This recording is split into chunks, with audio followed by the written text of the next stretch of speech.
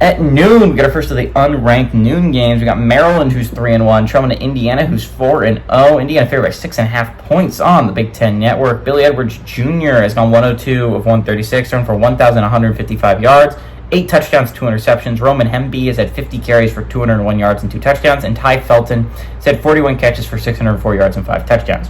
Curtis Rourke has gone 71-94, thrown for 1,013 yards, 8 touchdowns, 0 interceptions. Justice Ellison has had 38 carries for 290 yards and 4 touchdowns. And Elijah Surratt has had 15 catches for 250 yards and a touchdown. Indiana is 7-5 against Maryland all time. Last 3 games have gone to Maryland, though, from 2021 to 2023. Indiana is 4-3 in one-possession games against Maryland.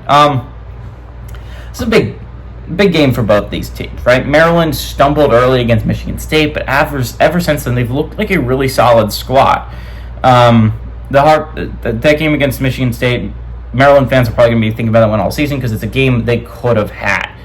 Indiana, on the other hand, is 4-0, chance to go 5-0 for the first time since the 60s, right? It's been a long time since Indiana's been this good. There was the COVID season, but that was a weird season. Indiana's playing really good football. They'll probably be top 25 if they win this one.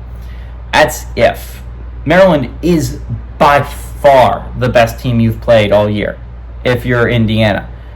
So far, you've played an FCS squad, I think in Western Illinois. You've played FIU, you've played Charlotte, and you've played the worst team in the Big Ten in UCLA. Maryland's better than UCLA. Maryland's a lot better than UCLA. And Billy Edwards Jr. has actually played extremely well this year. I'd like to give props to both these quarterbacks, right? A lot of people entered the Big Ten season, myself included, being like, there's like 1 or 2 good quarterbacks in the Big Ten, but like outside of that, it's really rough.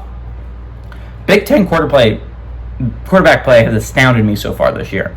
There's exceptions, obviously. Michigan is doing nothing in the passing game, but I expected Miller Moss to be good. I didn't expect him to be as good as he has been playing so far. Miller Moss has played really well. Will Rogers, transfer from Washington, has been playing really good football. Curtis Rourke for Indiana, Billy Edwards Jr. for Maryland, Drew Aller for Penn State, Aiden Chillis for Michigan State. They've all been playing really high-level football. They've been playing really good football quarterback play, and I just didn't expect it. Luke Altmaier for Illinois, Dylan Raiola for Nebraska. I mean, even Hudson Card has been playing pretty solid for Purdue, despite their record just not indicating it.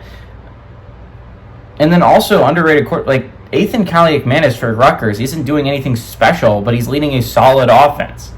I mean, like, I've just been really impressed by the quarterback play. I didn't think there was going to be that good of quarterback play this year, and honestly, I've been pleasantly surprised so far. I think Billy Edwards Jr. and Curtis Rourke is going to be a fun quarterback v. quarterback matchup. That being said, I think it's Maryland here. I think Maryland is a better football team. Again, I don't think Indiana's faced the competition Maryland has so far. They've played Michigan State. They've played Virginia. And they were tested in both those games. So Michigan State, obviously, they came out on the losing end of. But Maryland has actually gone through adversity so far this year. They've been punched in the mouth, and they've been able to bounce back. I think Maryland gives Indiana its first punch in the mouth, and I think Maryland pulls off the win here. Give me Maryland on the road to pull off the upset.